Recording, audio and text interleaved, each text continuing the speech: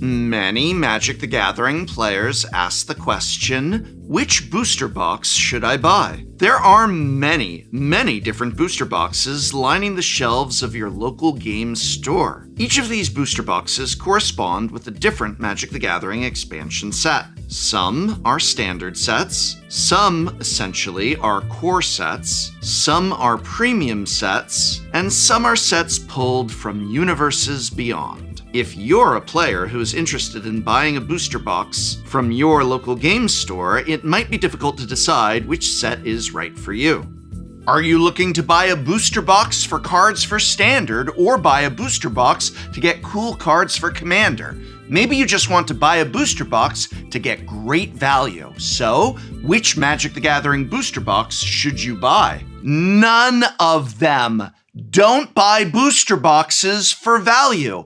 Don't buy booster boxes to build Standard decks. Don't buy booster boxes to build Commander decks. Booster packs are for draft and pre-release, and beyond that, they are more or less gambling. Buy the singles that you want for the decks that you want to play. The end. Buy singles. All right. Despite my saying buy singles for nearly 13 years now, still people ask me, but if I was going to buy a booster box, then which box is the best buy? Okay. Because many Magic the Gathering players are still going to buy a booster box, presented here is which booster box you should buy if you insist on buying a booster box. First, I do need to ask you, why are you buying the box? Because, as you are about to see, the answer changes depending upon what your goals are as a player.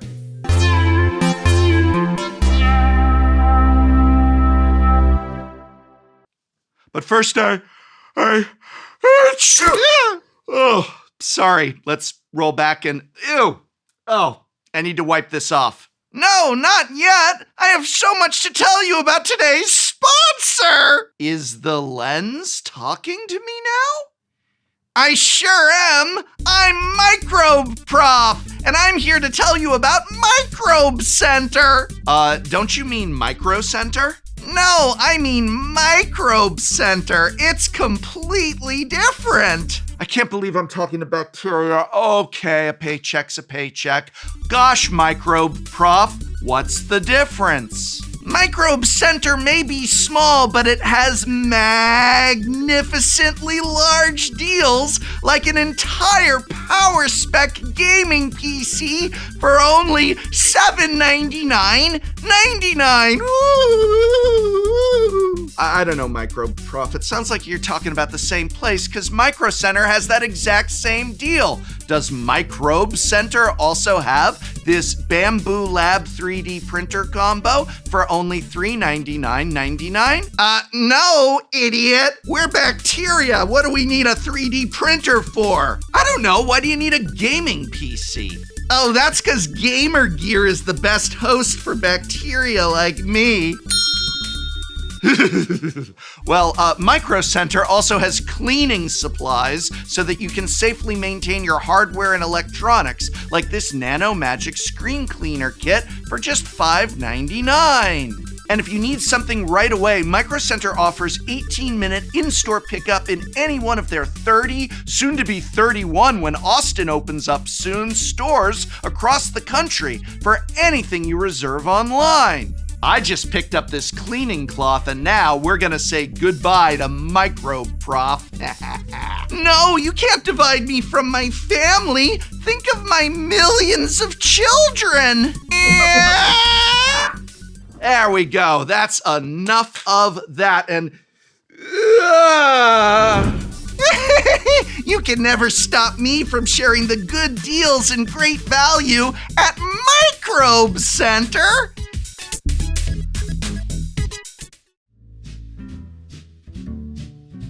In order to evaluate which booster box is right for you, we have to first know the differences in each box's price. Not all sets are created equally. Some are better designed than others. Some are simply more popular than others for one reason or another, and some legitimately have better expected value within them than others. The price of each booster box is reflective of the demand for the set as well as the supply available. Currently, the most expensive standard legal set is Wilds of Eldraine. The high price of this set is driven by a few factors: the length of time it's been in standard, the chance of pulling an expensive chase mythic, like Beseech the Mirror or Agatha's Soul Cauldron, and the presence of the Enchanting Tales bonus sheet, which contains cards like Rhystic Study and Smothering Tithe. The second most expensive standard set is Foundations. This is a different set from the others, designed more to be like a core set of old, and it's the set in standard that will be legal for the longest, as Magic Foundations will remain in standard until 2030. The next most expensive standard set is Final Fantasy, which sells for about $165. The cheapest set in standard currently is Aetherdrift, selling for about or sometimes just under $100 per box. The average price for a full-sized, non-Foundation standard set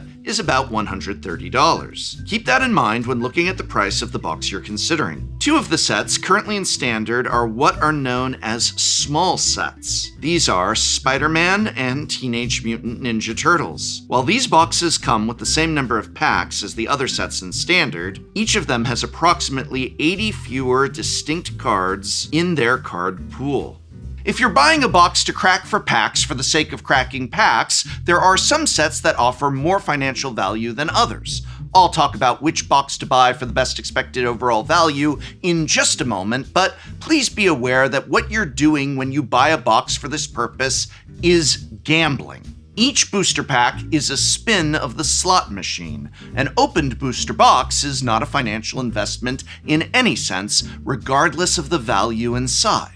The potential value inside. But first, some people might be looking to buy a booster box for the best possible gameplay experience. So if you are looking to buy a box in order to play the game, which one is likely to give you the best possible draft experience? Best for draft.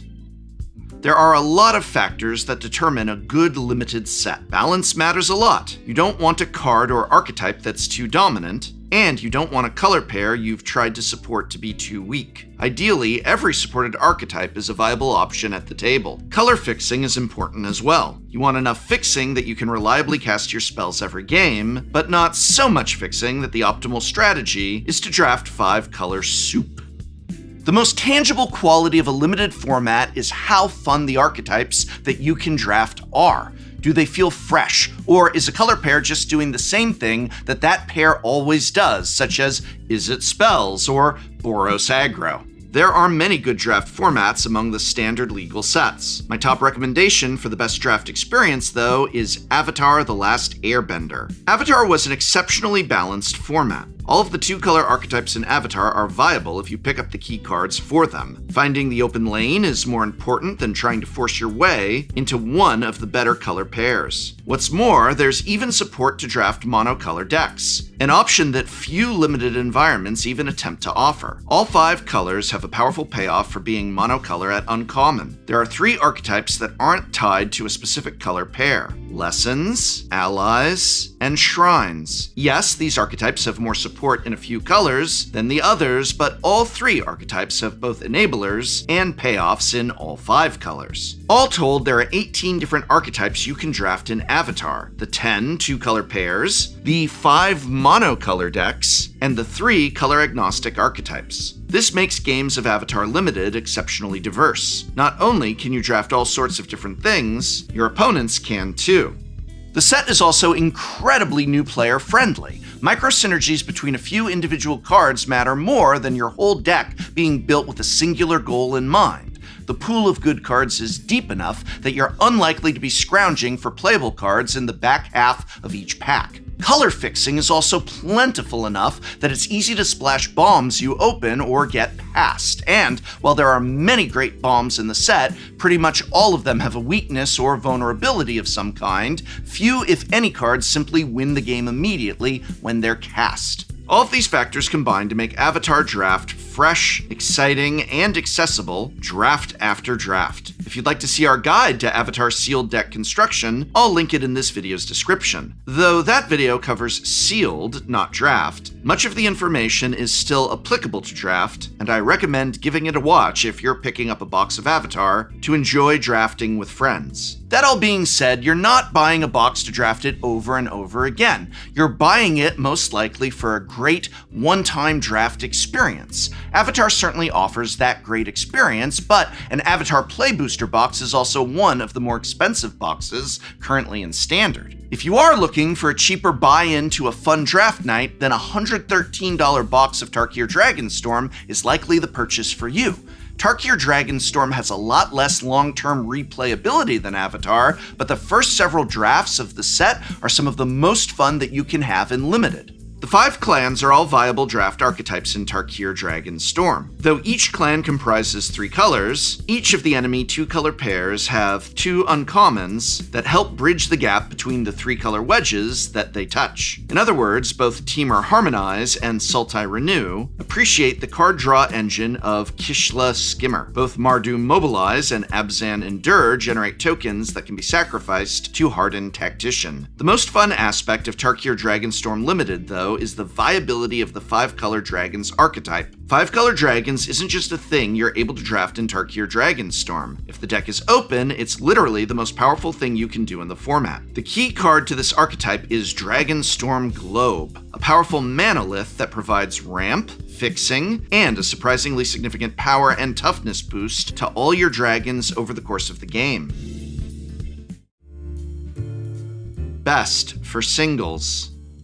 If your goal for buying a booster box is to get the greatest possible leg up into building a Standard collection, I'll once again recommend that you just buy the Standard deck you want for the lowest price you can. But I get it, you want to play Standard and you want to buy a box to help you do it. Some sets are going to help you in this quest more than others, and some decks in Standard will be more helped by a given set than others. For example, if your goal is to eventually build Izzet Lessons in Standard, then the most important set to buy by far is Avatar: The Last Airbender. Depending on the specific list, Izzet Lessons runs between 25 and 30 cards from Avatar in its main deck. Playsets of Grand and several Lessons spells in Izzet colors, such as Combustion Technique and Accumulate Wisdom. What's more, all of these 25 to 30 Avatar cards are commons or uncommons, meaning you're actually pretty likely to open a good chunk of them in a box of Avatar. Of course, the more expensive portion of the deck are the non-creature permanents of Monument to Endurance, which is found in Ether Drift, and Artist's Talent, which is found in Bloom Burrow. This is one of the issues with trying to buy into Standard using a single booster box. It really can't be done, again, by singles. Still, if you buy a box of Avatar to build lessons, you may find you've opened many expensive cards that don't help you build Izzet Lessons directly, that you can then try to trade to other players to get the cards you do need. Avatar is home to 2 of the most expensive cards in Standard after all, Badger Mole Cub and Wan Shi Tong Librarian.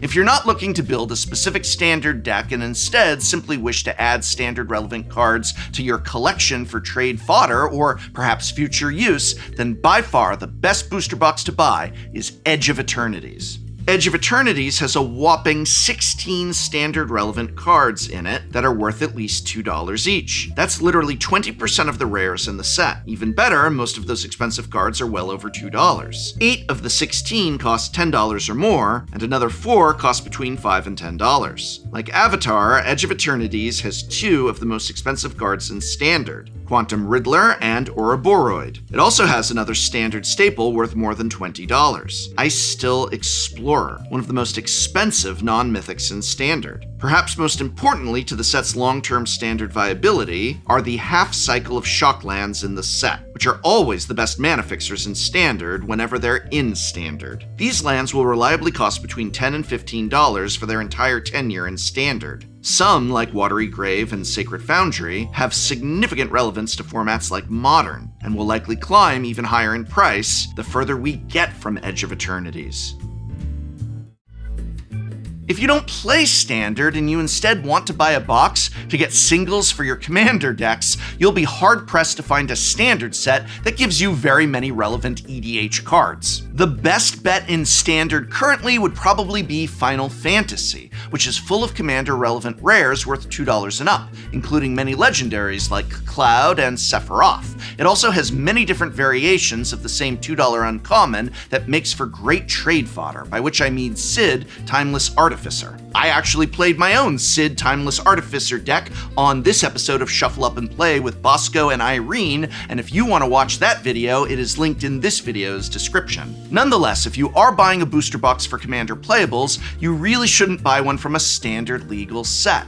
If you spend just $50 more than Final Fantasy, about $215 overall, you can get yourself a booster box of Commander Legends. Commander Legends is literally a set designed to offer Commander singles. A box of Commander Legends will have all sorts of cool commanders, as well as staples for the 99, like 3 Visits and Blasphemous Act. You may even open a useless Jeweled Lotus, which, despite being banned in the only format where it mattered, is still a $55 card. Speculators gonna speculate, yo. If you crack one, sell it and buy the Commander Precon of your choice. But really though, if you want to start your Commander collection or start your Commander journey, then start by buying a Commander Precon. There are many great Commander Precons lining the shelves at your local game store. These are all significantly cheaper than the cost of a single booster box and will give you a deck that you can play with right away. And when you're done playing with that Precon that you bought for significantly less than a booster box, you can disassemble it and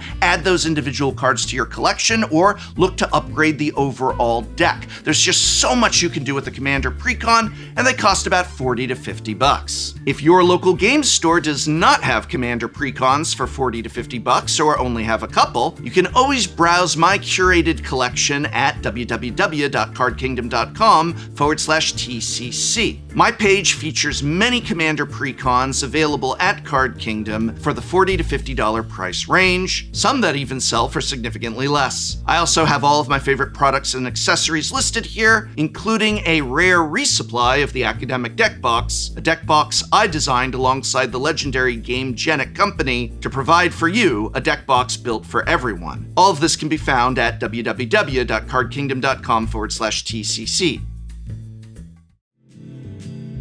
Best overall value. Okay, I've saved the most common reason people want to buy a booster box for last. Many Magic the Gathering players, far too many Magic the Gathering players want to buy a booster box just for cracking packs to try and get some money. While I always recommend buying singles for decks, if you have the money and you enjoy doing so, there is nothing wrong with gambling on a couple packs or even a box. Please do so responsibly, but it is okay to have fun. People looking for a return on their money generally buy collector boosters, not play boosters. With a collector booster box, it is possible to get your money back or even a little bit more. Of course, with the high price of collector booster boxes, this is a high-risk endeavor. Only rarely do play booster boxes contain value inside that lives up to the price which you spent on the box. This is why I say these boxes are meant to be drafted with. Now, if you want to scratch the itch of cracking packs without paying any real money down, check out the site justbuysingles.com. Not a sponsor, and yes, literally, it's justbuysingles.com. JustBuySingles.com is a simulator for cracking booster packs from recent standard sets. Using JustBuySingles.com, you can simulate cracking as many packs as your heart desires. They even give you a satisfying rip-it bar, so you can feel like you're really dragging your fingernails across the top of a sweet, sweet booster pack. And you can do this with either collector boosters or play boosters. JustBuySingles.com keeps track of the value you open with each pack, and provides running statistics as you work your way through a simulated box. It tells you how much you're paying for each booster pack, how many boosters you've bought so far, and what the total value of the cards you've pulled among all those that are worth more than $1. Then, here at the bottom of the stat block, it tells you what your net value of cards you've opened is. In other words, the total value of cards you opened minus the total cost of packs you've purchased. That all being said, if you insist on buying a play booster box for its value and want the best possible return on your money, the full-size standard set with the highest expected value, as of the recording of this video, is Murders at Karlov Manor. Karlov Manor has a staggering $40 of expected value over the price of a Play booster box. This is because the set contains all 10 of the Surveil lands, a powerful complete cycle of duels. To understand why Surveil lands are good enough to have garnered their hefty price tags, check out my in-depth video on Surveil lands here. This is the perfect video for anybody wondering why are Surveil lands so good. While a set with valuable lands is not remotely new to Magic, the reason Karlov Manor stands head and shoulders above the other sets that also have good lands in them is because Karlov Manor includes all 10 of its good lands. The other powerful land cycles in Standard were broken up across 2 sets. Karlov Manor also has Delny, Streetwise Lookout, one of the most expensive individual cards in Standard. And if you would like to see what the other individual cards that are currently the most expensive in Standard are, you can check out our recent video on that subject here. And there you have it, everything you need to know to make an informed decision about which booster box to buy, and I hope very much this video has been of some help to you. You can help me out greatly just by leaving a comment or watching another video. Check out our most recent episode of Shuffle Up and Play with Olivia, Tappy Toe Claws, and Princess Weeks here, or watch a classic episode there. Just by watching one of these or any of our many other previous videos, you'll be helping the channel out when you do. And just remember, buy singles.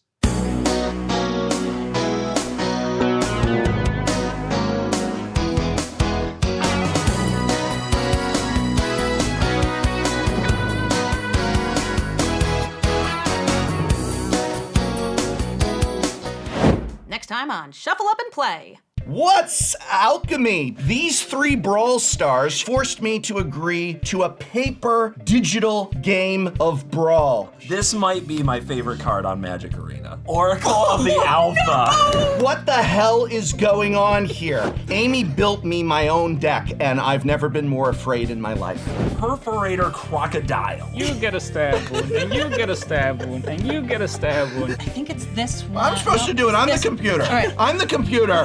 Pursued whale. Oh my gosh, it's the target audience of Secret Layers. I told you not to blink I the oracle. have to blink the Oracle. Okay, you're gonna make me go get my Power 9.